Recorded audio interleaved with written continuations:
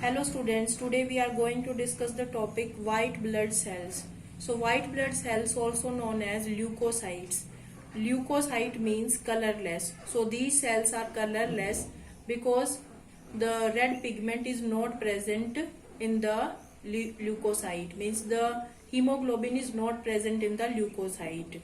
So these WBCs or the white blood corpuscles or the leukocyte, these are the part of our immune system.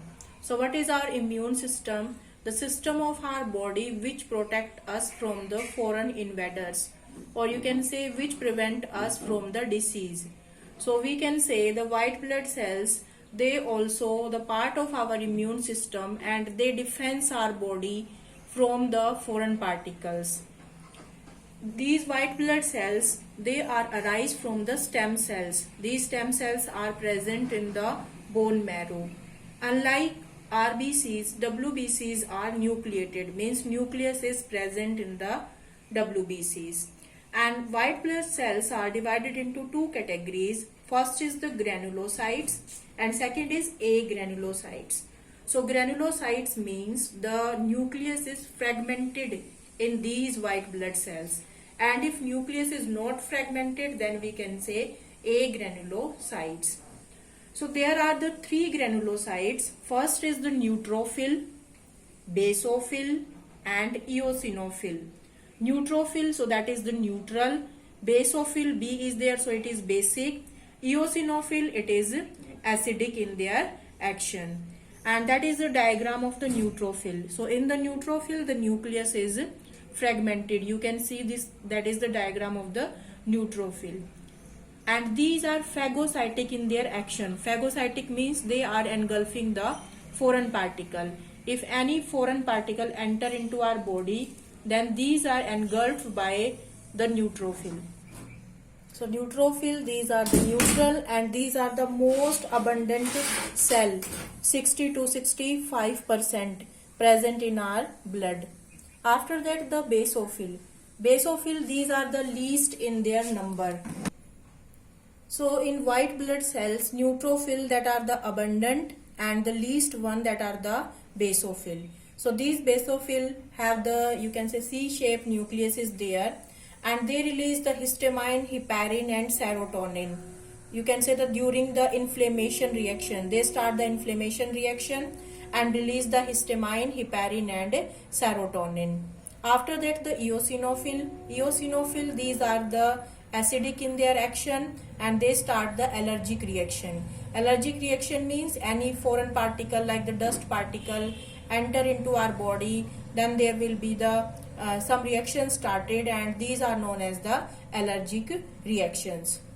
After that, the agranulocytes. So in agranulocytes, there are the two type of cells, monocyte and lymphocyte. So like the neutrophil, these monocytes, they are also phagocytic in their action, engulfing the foreign particles. And the lymphocytes, these lymphocytes are of two type, T lymphocyte and B lymphocyte. So that diagram of the cell of the lymphocyte means very large nucleus here and very less amount of cytoplasm. In case of monocyte, the horseshoe shape nucleus is there. So the lymphocyte made up of two type, that is the T lymphocyte and the B lymphocyte.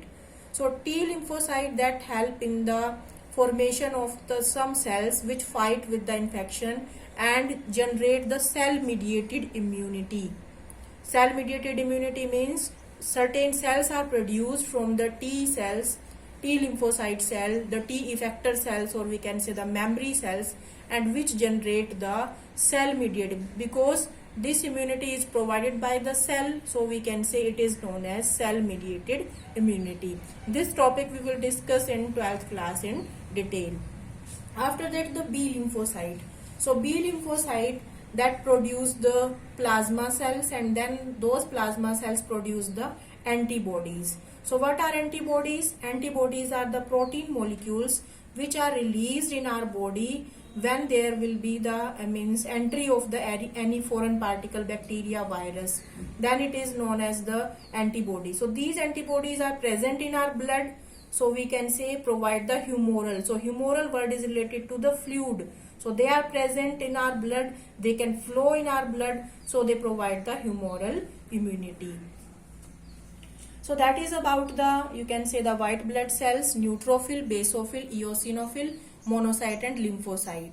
Now we have to learn their composition in the increasing order, or we can say in the decreasing order, and we can learn them with the help of our simple means word. And what is that word? Never let monkeys eat banana. So we all are aware that the favorite fruit of the monkey, that is the banana. So you can learn it with the help of this: never let monkeys eat banana. So never means N for neutrophil, let lymphocyte, M that is for the monocyte, eat eosinophil, and banana basophil. Now what is the composition? Because neutrophil, these are the most abundant one, so 60 to 65%. Then lymphocyte 20 to 25%. Then means monocyte 6 to 8%, eosinophil 2 to 3%, and then basophil 0.5 to 1%. So that is the, you can say, the decreasing order.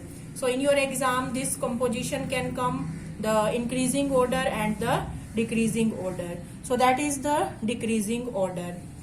So that is about the white blood cells. Now these three things are very important: histamine, heparin and serotonin, because basophil that help in the inflammatory reactions, and eosinophil help in the allergic reactions.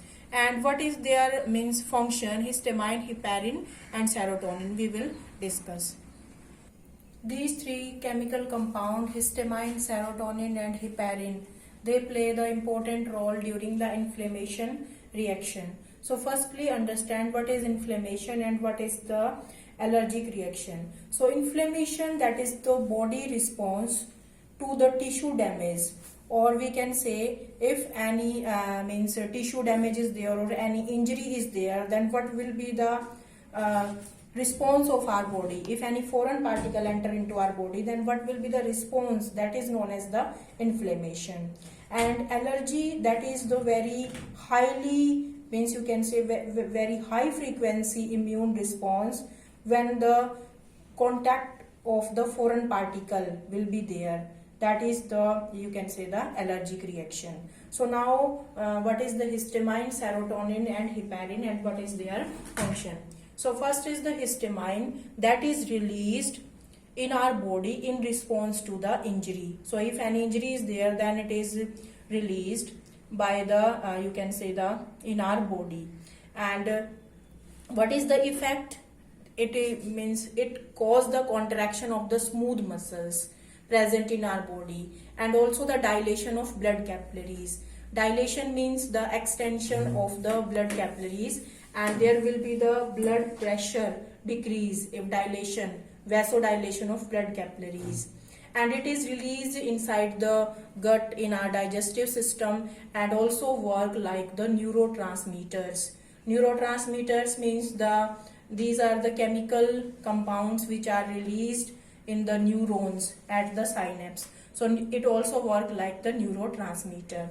After that, the serotonin also help in the inflammation reactions, and it is also a neurotransmitter. It control our sleep, memory, digestion, and also control the inflammatory reactions during our immune response. Next is the heparin, and this heparin is released by the mast cells. These mast cells are present in our connective tissue, special types of cells, and which release this heparin. And heparin, it is anticoagulants. Anticoagulants means which prevent the blood coagulation. So that heparin prevent the excess prevent the blood flow, because anticoagulant is there and blood flow is there. So coagulation, it means blood coagulation को ये जो है रोकता है. Anticoagulation means जो blood clot होगा, और anticoagulation means blood clotting को ये रोकेगा जब सेल के अंदर होगा. So that is the heparin. So these are the different types of compounds which are also play a different role in the inflammation reactions. Thank you.